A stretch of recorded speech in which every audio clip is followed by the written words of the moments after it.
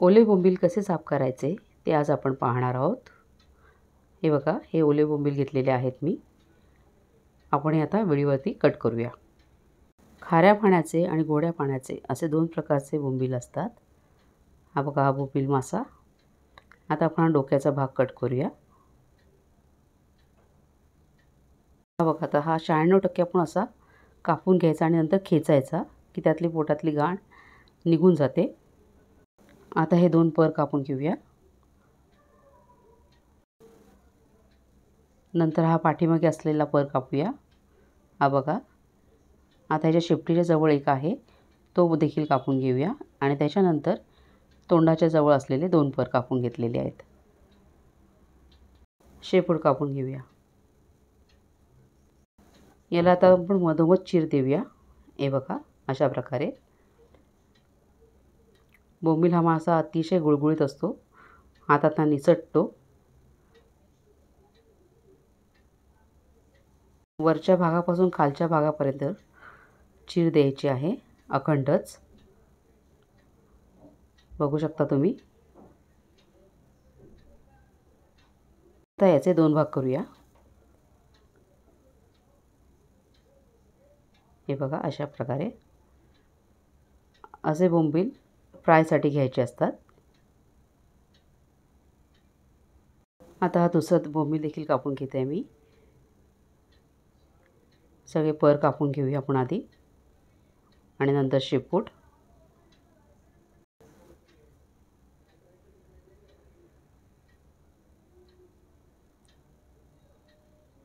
आता याचे दोन भाग करूया। हे बघा, असे। आणि आता याला मधून चीर देऊया। हा मासा पारदर्शक असतो आणि पचायला हलका असतो, तसेच अतिशय चविष्ट असतो। या माशामध्ये जास्त प्रमाणात पाणी असल्यामुळे तो लवकर खराब होतो आणि जास्त प्रमाणात पाणी असल्यामुळे या माशाची वाळण्याची प्रक्रिया देखील लवकर सुरू होते, म्हणून हे सुकवून देखील खाल्ले जातात। याच्या आधी मी सुके बोंबील कसे साफ करायचे हा व्हिडिओ देखील अपलोड केलेला आहे, जरूर पहा।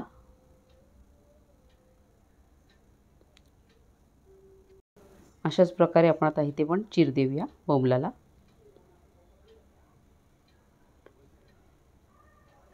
हे बघा, अशा प्रकारे तुकडे केलेले आहेत मी। तुम्हाला जर माझ्या रेसिपीज आवडत असेल तर संगीताज रेसिपी मराठी या चॅनलला लाईक करा, शेअर करा आणि सबस्क्राईब करा आणि बेल आयकॉनला क्लिक करा। आता हा बघू शकता, हा मोठा बोंबील आहे, डोकं कापलेलं आहे। आता हे डोक्याच्या जवळचे दोन पर कापलेले आहेत, पोटाकडे असलेले दोन पर कापलेले आहेत, पाठीवर असलेला हा मोठा पर तो कापते आता मी। हा बघा, शेपटाच्या जवळ असलेला हा पर तो देखील कापते आता मी। आणि ह्याचा शेपूट असताना त्याचा आकार हा त्रिशूलासारखा असतो। हे बघा, एकदम ताजे बोंबील आहेत। हा कापून घेऊया आपण आधी। हा बघा, आता याचे तीन भाग करते मी, कारण हा मोठा आहे। आणि मग मध्ये चीर देऊया आपण। फिश कापायला जमत नसेल तर सरळ कोळणीकडनं तुम्ही कापून आणा। हा मस्त गब्बा गब्बा बोंबील आहे। या माशामध्ये भरपूर पोषक घटक असतात। लोहाचे प्रमाण या माशामध्ये अधिक असल्यामुळे ॲनिमिया असणाऱ्या व्यक्तींना हा खूपच उपयुक्त ठरतो। गरमागरम बोंबील फ्राय खायला कोणाला नाही आवडणार। बोंबील फ्रायची रेसिपी मी अपलोड केलेलीच आहे। आता याच्या पुढच्या भागात मी बोंबलाचं कालवण अपलोड करणार आहे, नक्की पहा। कालवणासाठी कसे बोंबील कापायचे ते आता दाखवते। हे बघू शकता तुम्ही।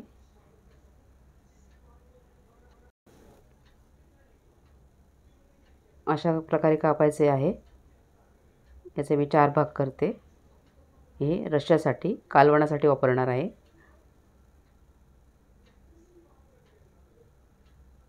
हे फ्रायसाठी आणि हे कालवणासाठी.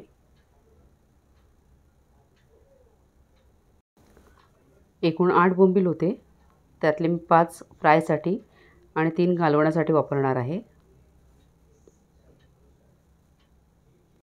ज्यांनी संगीताच रेसिपी मराठीला सबस्क्राईब केलं आहे त्या सर्वांचे मनापासून धन्यवाद. आता हा बोंबील तुम्ही बघू शकताय बघा, मधोमध चीर दिलेली आहे त्याला मी.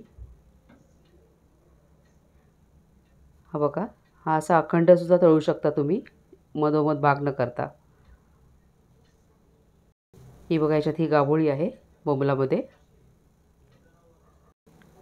आता आपण याचे भाग करून घेऊया. हे देखील फ्रायसाठीच ठेवते मी.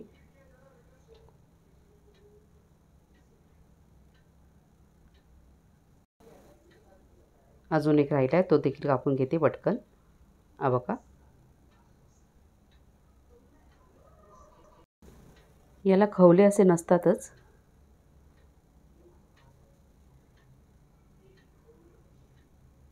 फक्त मासे घेताना ते ताजे आहेत की नाही हे पाहून घ्यावे. आता आपण स्वच्छ पाण्याने धुवून घेऊया. हे बघा, अशा प्रकारे 2 भाग केलेले आहेत मी याचे. आता वॉश करून घेऊया. तुम्हाला जर व्हिडिओ आवडला तर लाईक करायला विसरू नका. हे असं मासे धुताना थोडंफार तरी राहतच ताटामध्ये खवले किंवा काही वेस्टेज असतं ते. अशा वेळेस मी ही वापरत नसलेली गाळणी घेते आणि त्याने ते सगळं गाळून घेते. तुम्हाला बोंबील खायला आवडतात की नाही हे मला जरूर कमेंट करून सांगा.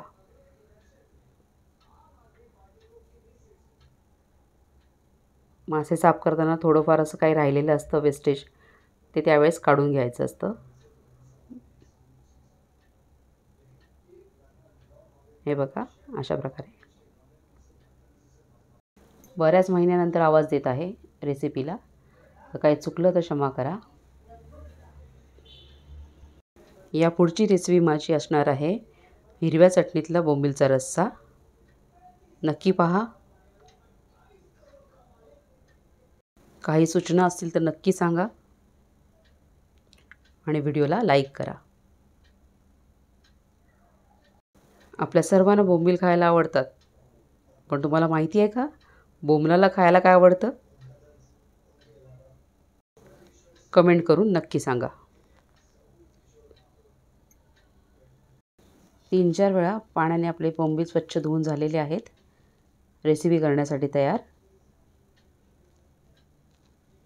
यातली फ्रायची रेसिपी मी अगोदरच टाकलेली आहे आणि आता कालवणाची टाकणार आहे. व्हिडिओ बघितल्याबद्दल मनापासून धन्यवाद. हे बघा, अशा प्रकारे हे तयार झालेले आहेत. लवकरच भेटू पुन्हा एका नवीन रेसिपी सोबत. तोपर्यंत बाय.